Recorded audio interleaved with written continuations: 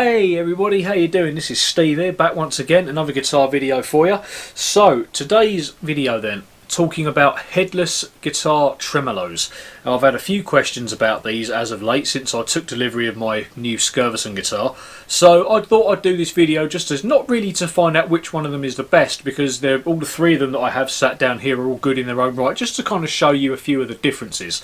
So, let's start with the guitars. The first one that I'm going to be using is this one. This is a Steinberger. This is the first headless guitar I ever got, and this one features the Steinberger trans-trem. So if you don't know what one of these does, you will do by the end of this video.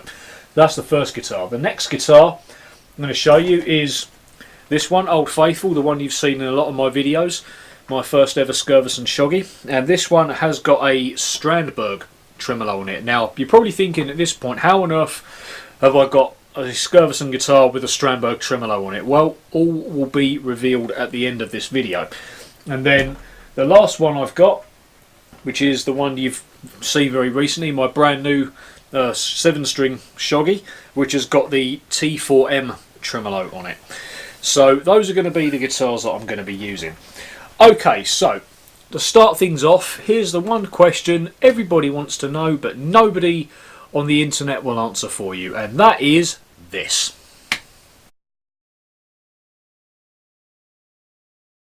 Yes, they do. All three of these tremolos will flutter to varying different degrees of flutteriness.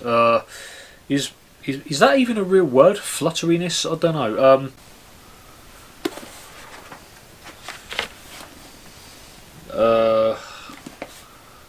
Nope, it ain't in there. Okay, well, flutteriness. Here you go, you've heard it here first. So, let me give you a few demonstrations.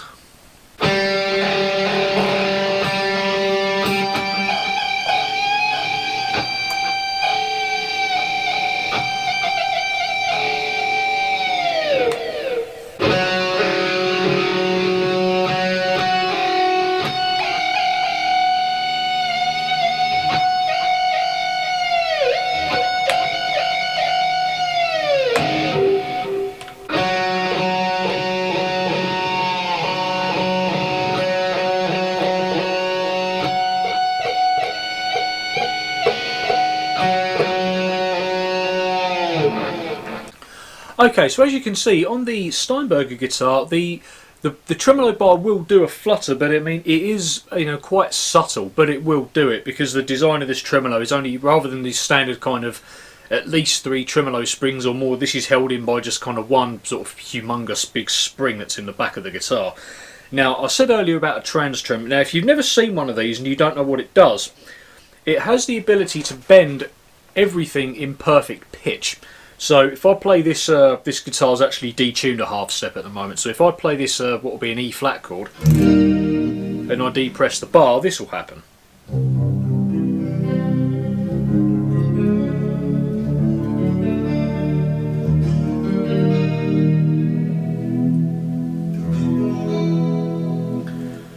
Like so. So pretty cool, ain't it? And also, when you, the other thing with this guitar, when you swing the tremolo bar out of the way, you can't really kind of tell. It's a bit hard to see. I'll have to hold this guitar right up to the camera so as you can see it. Unlike the other two tremolos where all the bridge saddles are connected to the tremolo plate and move at the same time, all of these move individually. So let me hold this up here. See that?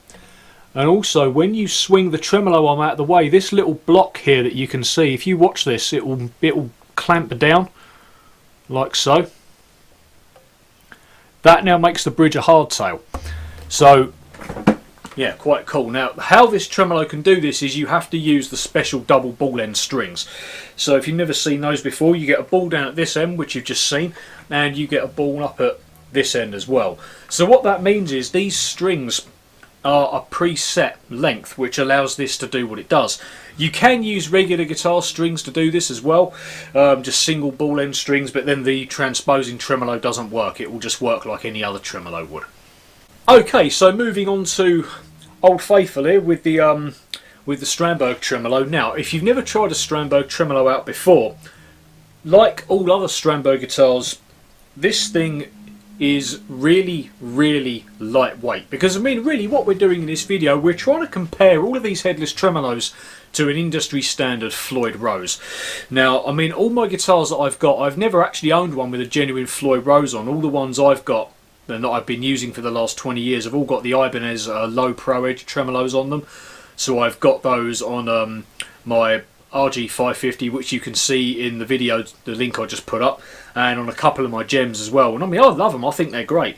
But a regular Floyd Rose, I mean, one of those, in terms of its weight, is somewhere about 400, 450 grams. I mean, according to the internet at least, I've never weighed one.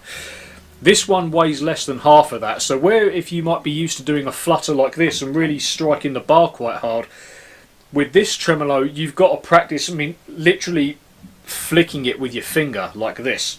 Here's an like that. So that's about the only sort of adjustment that you've got to make with one of these. But yeah, but even so, this will still flutter really well. Now, I said earlier, how on earth did I end up with a Skirvison guitar with a Strandberg tremolo? Well, at the time when I ordered this, Strandberg was still selling their hardware as a separate entity to their guitars, and they don't now do that anymore, as many of you will probably know. I just got lucky. I was just happened to order my Skirvison at the right time, asked the guys if they would build me a guitar with a Strandberg tremolo, and they said they would. So this is the result, and I'm really glad that they did. So there you go. So that is the Strandberg tremolo. Okay then, so moving on to the final guitar. This is my brand new Skirvison Shoggy. You probably watched the unboxing video that I did of this a few days ago, but if you didn't, once again, I'll put a link just up there on the screen for you so you can check it out. Now, this tremolo is a T4M tremolo, and I have to say, in terms of actually how this compares to a Floyd Rose, this one is actually, I would probably say, about the closest in terms of its feel, its weight. I mean, even when I was fluttering on it, I was still giving it a fairly big old hit, and it was responding the way I would expect it to. Yeah, there you go. So all of these tremolos will flutter for you, no problem whatsoever. No.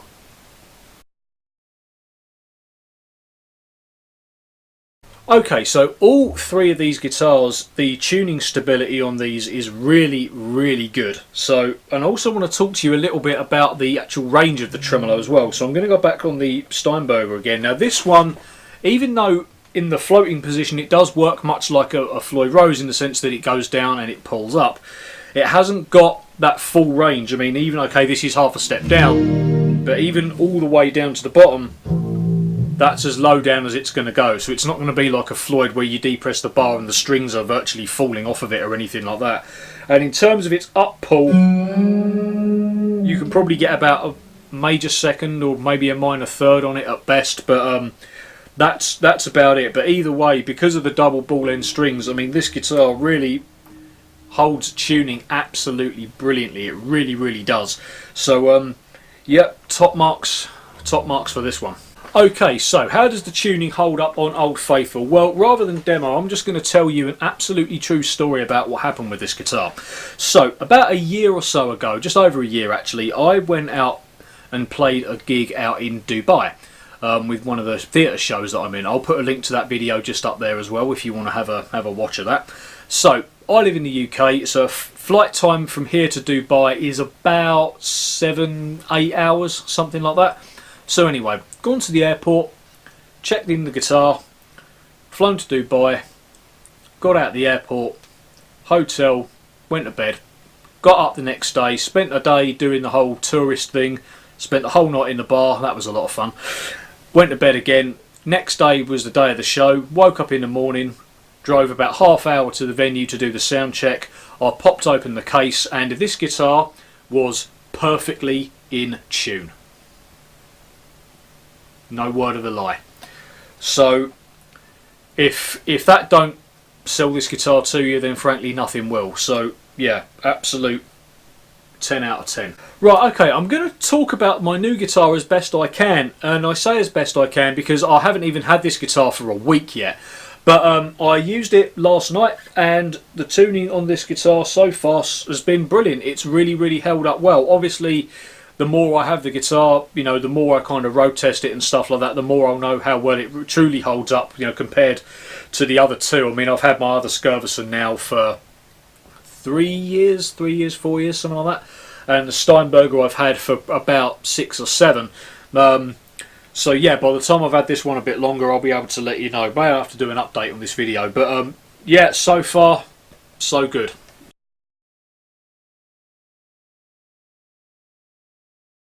That's a bit of a difficult question to answer because tremolo abuse is very subjective. You know, what's kind of extreme for one person isn't extreme for somebody else.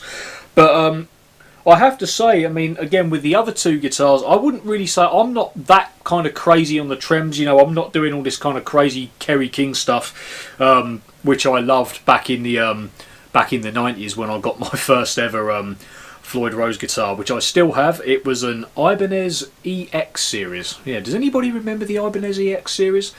Yep, well, I do. I've still got that guitar, and looking back in hindsight, I really do wish I hadn't spray painted it, but that's a story for another day. So when I got that guitar, yeah, I was, you know, going real crazy on it and, you know, holding it up by the tremolo bar because I saw Steve Vai do it on the first G3 tour back in 1996. I'll tell you when it was June 6, 1996, because it was Steve Vai's birthday. So Steve Vai, if you're watching this, you remember we all sang Happy Birthday to you? Yeah, I was there, mate. So there you go. But in terms of, you know, the tremolo use that I will do, which is in terms of the flutters and the occasional kind of dive bomb or squealy harmonics or whatever, both the other guitars have always held up fantastically well. This one I'm sure will do the same thing, but having only had it a week, I can't answer for sure.